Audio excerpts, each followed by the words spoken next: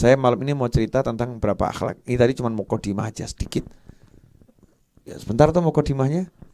Nah, sekarang kita mau bahas kisah orang-orang berakhlak mulia yang saya temui. Mau? Yakin? Wani biro ini. Contoh ya, almarhum Habib Anis bin Alwi bin Ali Al-Habsyi. Kalau udah sampai Solo jangan sampai enggak ziarah. Ya, sempatkan ziarah walaupun cuman baca Fatihah, ngucap salam baca Fatihah. Habib Anis itu putranya Habib Alwi. Habib Alwi putranya Habib Ali. Habib Ali putranya Habib Muhammad. Habib Muhammad putranya Habib Husain. Habib Muhammad bin Husain, ya, kakeknya Habib Ali Al-Habsyi, itu adalah ayah dari Habib Husain bin Muhammad bin Husain Al-Habsyi. Habib Husain itu kakaknya Habib Ali. Dah, Anda pusing gak jadi masalah. Habib Husain itu kakaknya Habib Ali. Habib Husain adalah mufti Mekah dan Madinah, muftil Haramain, menggantikan ayahnya. Yang menggantikan ayahnya. Beliau adalah salah satu guru Mbah Hasyim Asy'ari rahimahullah dan Syekh Khalil Al-Bangkalani rahimahullah. Jadi Mbah Khalil sama Mbah Hasyim itu beliau berdua rahimahullah belajar kurang lebih 7 tahun di Mekah Al-Mukarramah kepada Habib Husain bin Muhammad bin Husain Al-Habsyi. Baik belajarnya di kajian yang diselenggarakan Habib Husain di Masjidil Haram maupun kajian yang diselenggarakan di rumah tiap hari. Ya, tiap hari. Nah, ayahnya Habib Husain, Habib Muhammad itu hidupnya thariqahnya dakwah dan cari ilmu. Ya, dakwah dan cari ilmu. Kalau malam enggak tidur. Baca kitab. Kalau ngantuk, obatnya menarik. Mungkin ada yang mau praktek. Ya, obatnya apa? Cari kayu, kayunya dibakar, asapnya ditaruh di mata. Biar perih, biar keluar air mata. Ada yang mau praktek? Ya, kita bukan makomnya ya. Makom kita aturu wal manganu, itu makom kita di situ. Kita emang makom manja-manja ya, manja. Ini beliau orang yang mujahadahnya luar biasa, Habib Muhammad bin Husain Al-Habsyi. Nah, tapi beliau seperti itu kalau sama anaknya, Masya Allah, sama Habib Ali, sama Habib Husain tuh ya. Kalau malam waktu ngajari anaknya capek, anaknya mau sepak bola ya sepak bola. Malam-malam sepak bola, tapi di rumah ya sepak bola. Nih, kadang ayahnya lihat, oh ya sepak bola nih. Ikut juga main sedikit gitu ya. Ada waktunya emang hiburan. Orang kalau belajar nggak pakai hiburan ya nafsu itu kadang butuh diiyakan selama nggak melanggar aturan Allah Subhanahu wa taala. Tapi ya jangan banyak-banyak. Karena nafsu itu dibutuhkan kendaraan. Ya kendaraan itu dipakai, dikendalikan. Nah, Habib Husain dan Habib Ali adalah anak-anak yang sukses, yang berhasil. Nah, salah satu cucu Habib Ali adalah Habib Anis bin Alwi Al-Habsyi. Bagaimana Habib Anis akhlaknya? Habib Anis itu dikenal sebagai orang yang akhlaknya luar biasa, Masya Allah. Salah satu akhlaknya adalah meseman, murah senyum. Sampai-sampai beliau itu dijuluki The Smiling Habib. Jadi Habib yang murah senyum. Yang saya selama duduk cari ilmu kepada Habib Anis, itu yang saya heran, orang itu kalau nangis kan ditunjukkan nangis-nangisnya ya.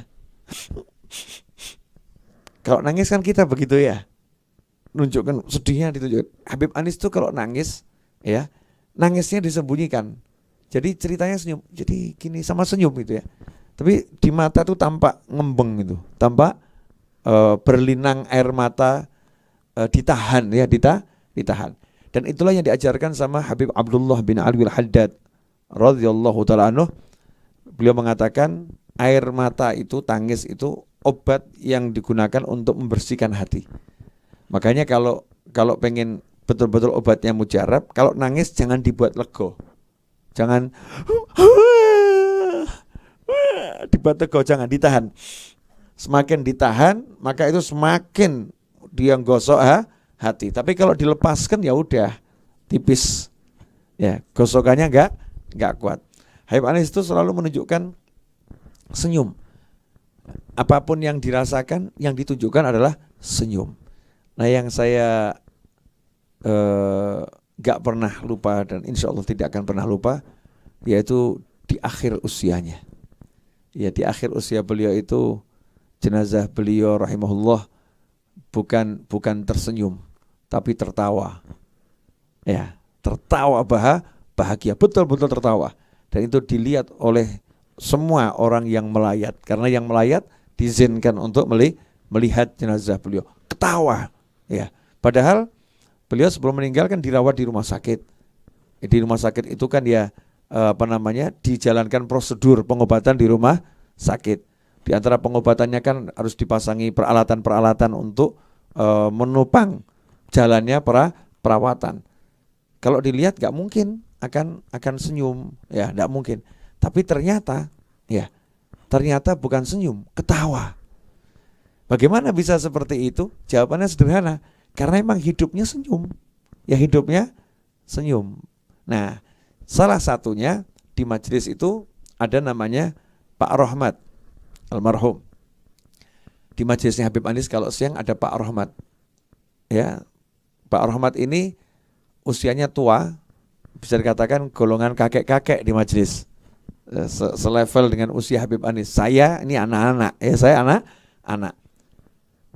Saya waktu itu nanya kepada Habib Anis, jam 10:30 siang, pengajian itu jam 10:30 siang, mulai duduk gitu ya.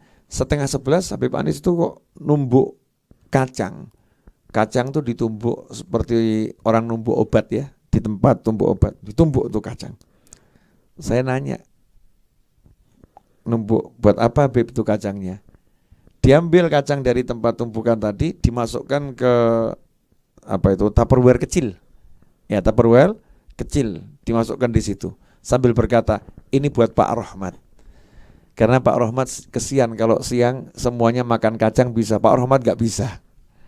Ya, karena giginya udah banyak yang lepas, sehingga kalau makan kacang ya gak bisa ngunyah. Nanti Anda kalau udah giginya lepas makan kacang tuh asik betul itu. Kacangnya lari di mulut.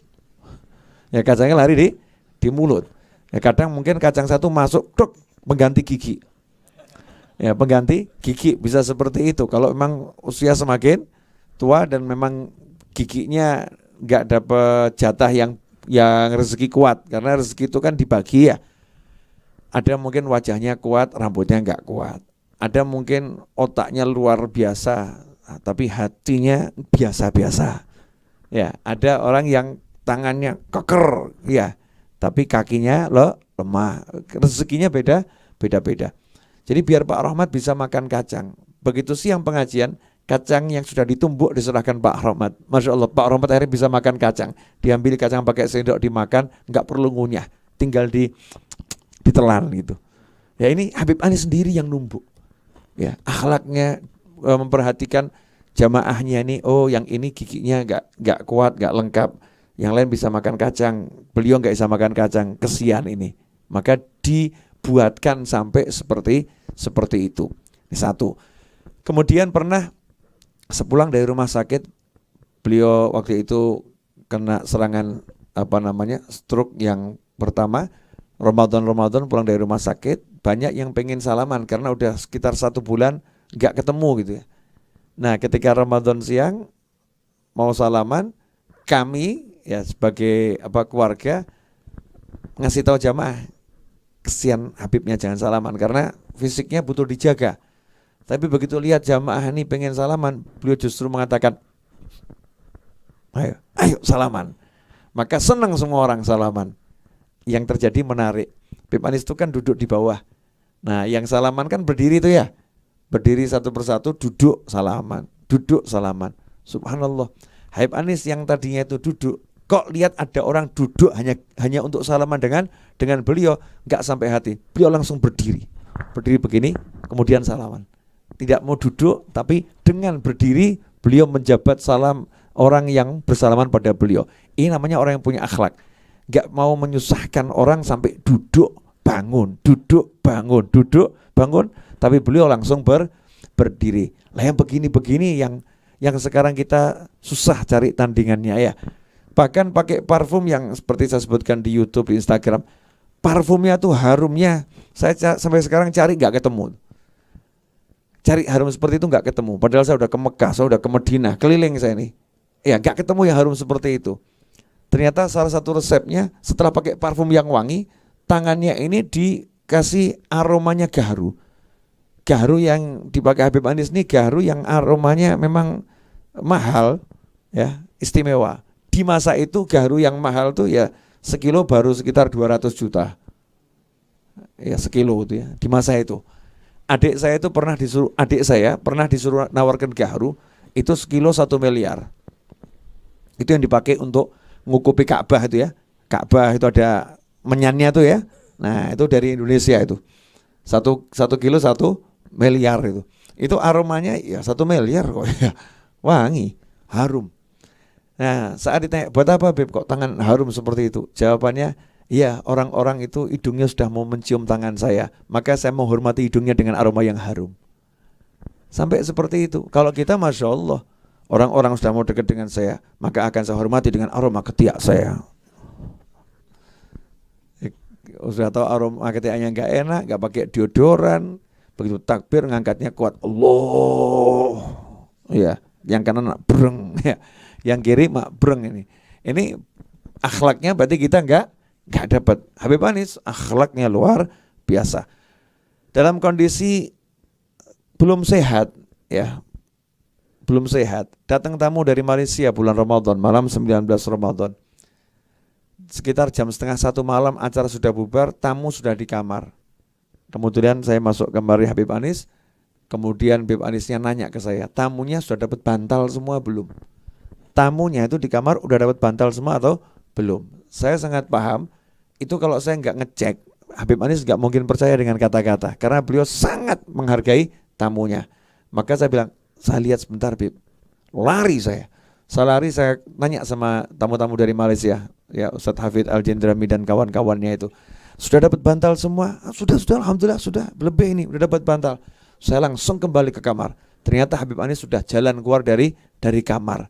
Ya, untuk apa? Memastikan sendiri tamunya itu dapat bantal atau tidak. Saya bilang, Bib, sudah saya cek, semua sudah dapat bantal untuk tidur. Nah, saya kalah. Saya belum ngecek kamar-kamar santri ini.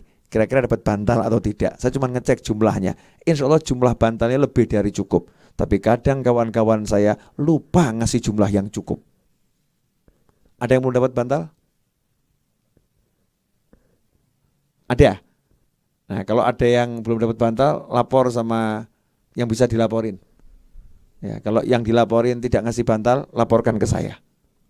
Ya, laporkan ke saya. Nanti paling saya laporan ke Mas Wahid. Ya, kami saling melaporkan. Maksudnya Mas Wahid, tolong beli bantal lah lagi itu ya, bantalnya mungkin habis. Tapi cukup kan semua bantalnya? Ya, alhamdulillah. Sampai seperti itu orang soleh itu. Nggak bisa tidur dengan bantal kalau tamunya nggak pakai bantal. Nggak bisa dia duduk sementara teman-temannya tadi berdiri jadi duduk, berdiri jadi duduk, susah. Nggak bisa seperti itu. Ini sekulimit akhlak Habib Anis. Banyak akhlaknya yang saya apal tuh turah-turah, sangat banyak. Kemudian diantaranya juga Habib Umar bin Muhammad bin Salim bin Hafidh. Ya, Habib Umar bin Hafidh itu beliau, semoga Allah manjangkan umurnya dalam kebaikan, kesehatan dan segala kenikmatan, ketaatan dan keridhaan, dan kita mendapatkan manfaat dan barokah dari berkah-berkah yang Allah berikan kepada beliau. Habib Umar bin Hafidh itu pernah datang ke Solo, ke Tawangmangu dalam keadaan berpuasa. Puasa Muharram, Asyura, Tasu'a Asyura. Nah, sementara Habib Anis sebagai tuan rumah itu menjalankan kewajiban menjamu tamu. Walaupun tahu tamunya puasa, tapi ini tamu dari luar dari luar negeri. Enggak seperti kita dikasih tahu informasi tamunya puasa, yes, enggak repot. Ya, alhamdulillah. Jatah berkurang. Enggak usah repot. Habib Anis enggak seperti itu. Beliau puasa urusannya beliau. Tapi saya sebagai tuan rumah wajib menyiapkan jamuan, menjamu tamu. Maka disiapkan jamuan yang luar biasa. Ikraman lidhuyuf, untuk memuliakan tamu, apalagi tamunya ulama. Habib Umar datang sampai di Tawangmangu di vilanya Habib Anis, ya, duduk di depan hidangan yang luar biasa. Beliau enggak mengatakan, maaf Bib, saya puasa. Enggak ngomong seperti itu. Ya, puasanya langsung dibatalkan, langsung makan. Ya, langsung makan. Kenapa?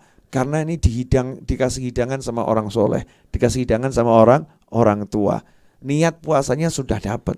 Menyenangkan orang yang menjamu itu pahalanya besarnya luar biasa. Sehingga dapat dua-duanya. Nah kalau kita kadang kan enggak. Ya kan, kita lebih penting kan poso kok, ya poso. Yang lebih agak nyebelin, diundang acara maulid atau acara haul, disiapkan makan, terus jawab, maaf Habib, saya lagi mengetes nafsu saya. Ini orang nggak punya akhlak itu.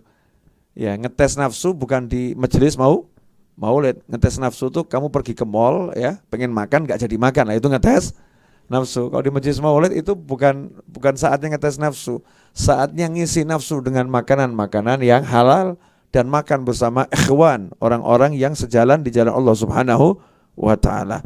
Kemudian contoh lagi, Al-Habib Muhammad bin Idrus Al-Habsyi, Ampel Kubah. Ini kalau yang rumahnya Surabaya wajib ziarah ke Habib Muhammad bin Idrus Al-Habsyi. Nah, beliau punya metode dakwah yang indah. Bagaimana cara dakwahnya? Cara dakwahnya adalah beliau punya tim pelawak, kemudian punya tim masak, kemudian punya tim penyanyi, ya, gambus, qasidah. Kemudian beliau masak sudah, nyanyi sudah, lawak sudah.